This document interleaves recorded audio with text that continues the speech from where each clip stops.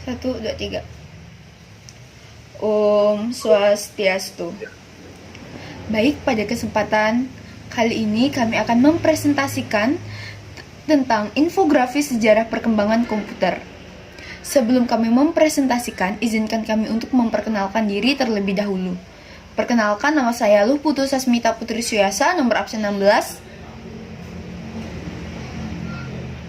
Perkenalkan, nama saya Putu Krisna Resmayadi, absen 33.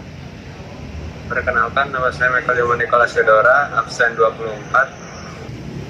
Nah, baik, selanjutnya saya akan mempresentasikan sejarah komputer generasi pertama, yaitu pada tahun 1941 sampai 1952.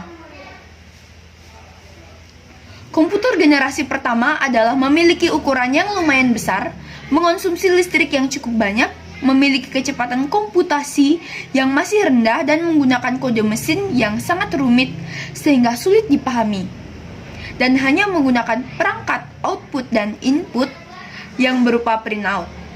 Contoh, komputer generasi pertama adalah Electronic Numerical Integrator dan komputer atau disingkat ENIAC. Selanjutnya adalah komputer generasi kedua pada tahun 1959 sampai 1965.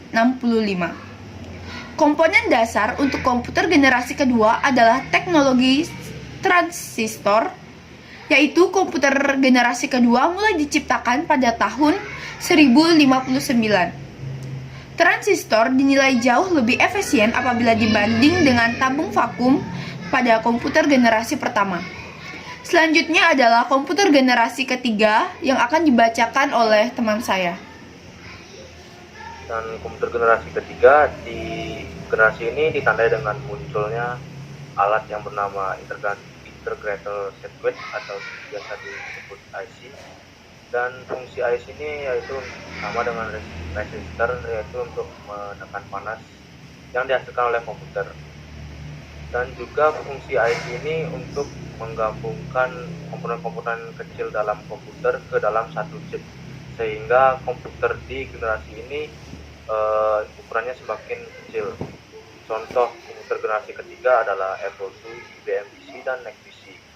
Dan untuk selanjutnya komputer generasi keempat yang muncul pada tahun 1970 hingga 1980. Di generasi ini ada seorang penemu yang bernama Gordon Moore yang memperkenalkan mikrokomputer 4 bit yang menggunakan chip prosesor dengan nama 4004 yang berisi 230 transistor dan berjalan pada 108 kHz dan dapat mengeksekusi 60.000 operasi per detik.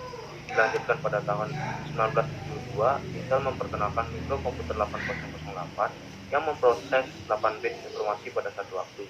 Selanjutnya, mikroprosesor 8080 dibuat pada tahun 1974. Sebelumnya, prosesor 4004 dan 8008 dirancang untuk kebutuhan aplikasi tertentu. Dan prosesor 8080 memiliki kemampuan lebih cepat dan memiliki set instruksi yang lebih kaya, serta memiliki kemampuan pengamatan yang lebih besar. Pada generasi keempat ini, tampilan monitor masih memiliki satu warna. Komputer pada generasi keempat contohnya adalah IBM 370, Apple I dan Apple II, PDP 11, Seacock, dan Altair. Dan untuk generasi kelima akan dilanjutkan oleh Michael. Selanjutnya saya akan menjelaskan komputer generasi kelima, yaitu pada tahun 1980 hingga sekarang. Komputer generasi kelima diantaranya adalah Cloud Computer Augmented Reality atau Earth Virtual Reality atau VR, Internet of Things atau IoT, Recognition Face Recognition, Big Data Machine Learning, dan Deep Learning.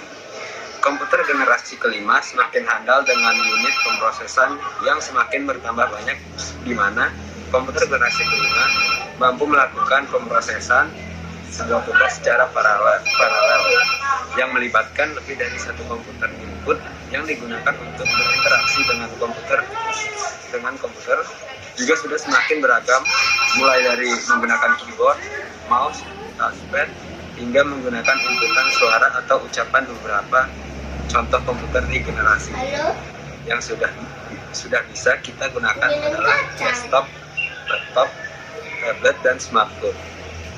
Nah, sekian presentasi kami hari ini. Kami tutup dengan Param Santi. Om Santi Santi Santi Om.